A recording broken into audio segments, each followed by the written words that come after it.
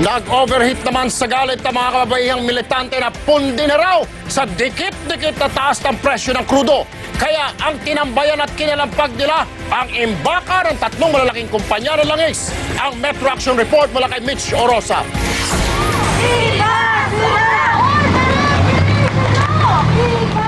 Ito ang bersyon ng people power ng mga militante. Pero hindi sa Menjola, kundi sa Pandacan Oil Depot sila napadpad. Nagpumilit pa ang mga rallyista na yanigin ang compound. Nang hindi makalusot, hinarang na lang ng grupo ang isang fuel tanker na papasok sa compound. Kala mo may fortress itong mga kumpanya ng langis dito sa Pandacan. Ito yung yung pagpapakita nung sobra na ang pahirap, sobra na yung nararanasan ng ating mamamayan.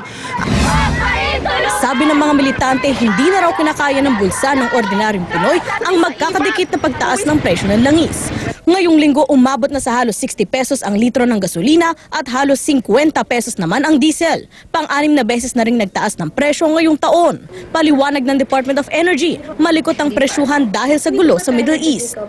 Actually, very volatile. May mga produkto na nag-soften ng ilang cents. Meron namang, Monday, medyo tumaas ng konti, tapos may bababa. So hindi talaga natin alam kung anong mangyayari. Pero babala ng Gabriela, susundan nila ng dikit-dikit na protesta ang sunod-sunod na pag-arangkada sa presyo ng krudo. Michelle Orosa, News 5. Ang tigasing problema ng isang magmamais na instant sagot mula sa fixer ng bayan na si June Sabayton. Tanong niya, ano ang problema mo?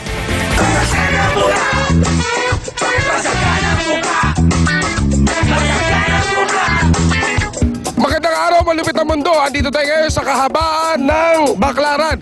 Okay, upang solusyonan ang mga problema ng ating kababayan. Ang problema mo ay ano?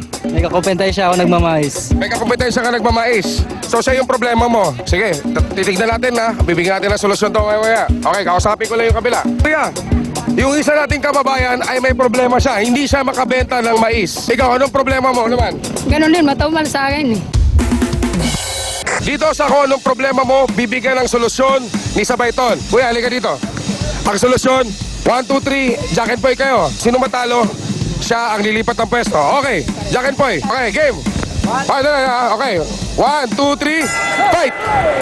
Oh, 1-0, fight! Okay, all 1. Okay, 2. Hindi, 2-0, 2-1. Pwede pa siyang 2-1, 2-1.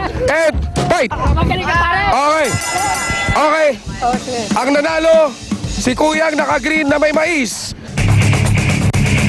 Tol, pasensya na tol. Pero dapat lumipat ka na ng pwesto. Dito, lahat may solusyon kay Sabayton. Dito lang sa, ano ang problema mo? Okay, alis na. Okay, paalam.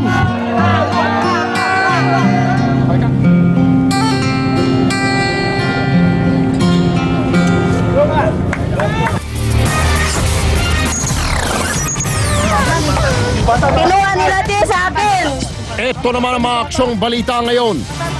Exclusive, isang taong gulang na bata sa General Trias, Cavite na tinangay ng mga kapitbahay mula sa mga magulang nasagip sa tulong ng News 5. Tamang pagmamaneho ng motor gusto ng LTO na gawing subject sa high school. Tinaguri ang tent city kung saan lumikas sa mga nilindol sa Libertad, Negros Oriental. Binaha naman. Ilang residenteng nababad sa tubig, tinamaan ng lagnat. Sa Corona impeachment, PS Bank Branch Manager nanindigang peke ang mga dokumentong hawak ng prosekusyon. Mga naunang testimonya kaugnay sa bank account si Corona, tatanggapin pa rin ba ng impeachment court? Sa Action Sports, talk and text import na kaibigan ni New York Knicks point guard Jeremy Lin may ibinuking sa rising NBA star. Ambasador ng Pilipinas sa Argentina, pinagpapaliwanag ng Senado sa pagkuyog ng mga Argentinian sa boxing champ na si John Riel Casimero. At sa Action Spotlight, David Archuleta may bagong album at mga abangang programa dito sa Kapatid Network Silipin Live.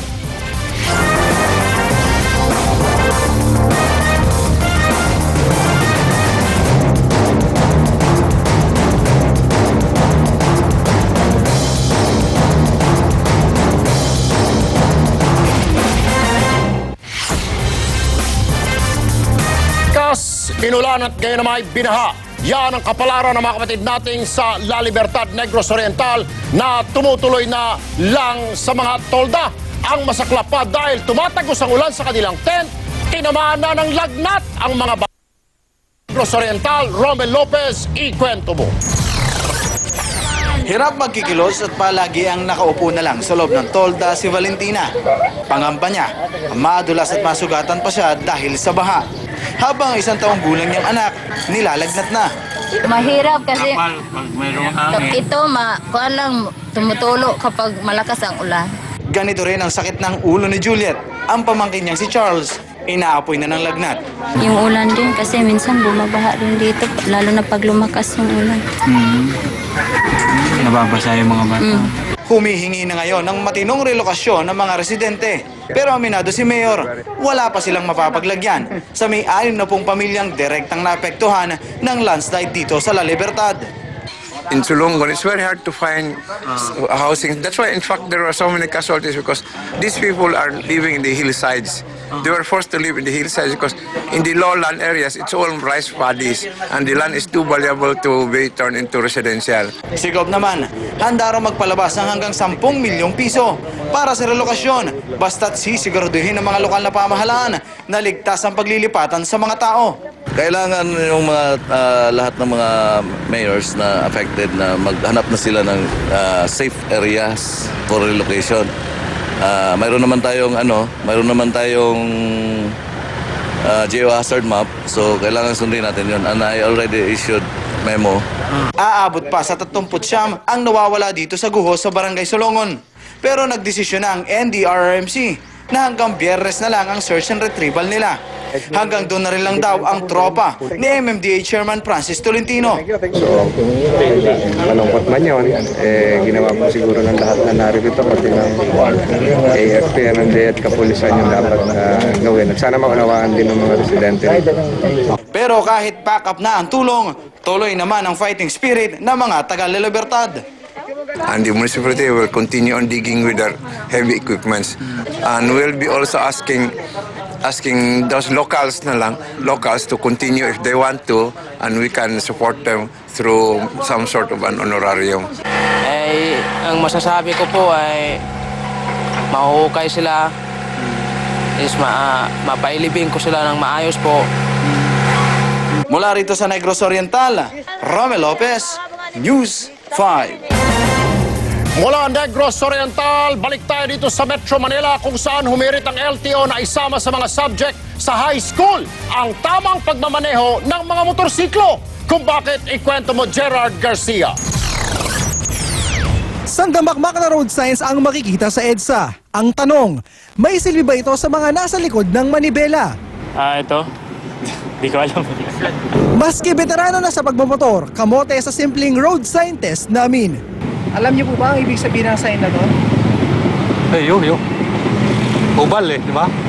Sa tala ng MMDA, pumalo sa higit 16,000 taong na disgrasya sa motor noong 2011. Halos 150 sa kanila, patay! Pero ito pa ang isang nakakaalarma. Higit 3 sa bawat 10 sa 6,000 biktima ng vehicular injuries nasa edad 1 hanggang 19 na taong gulang. Hiling tuloy ng LTO sa DepEd.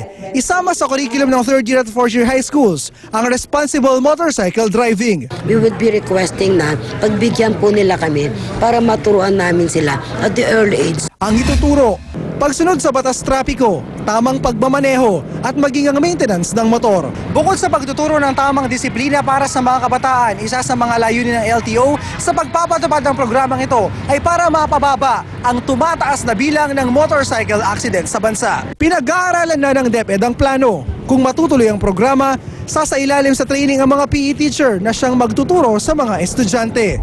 Balak itong simulan sa susunod na school year. Gerard Garcia, News 5. Susunod sa aksyon, exclusive suspect na kumuha ng bata sa kapitbahay. Sinabuyan ng mainit na tubig ang mga nagre-rescue'ng pulis.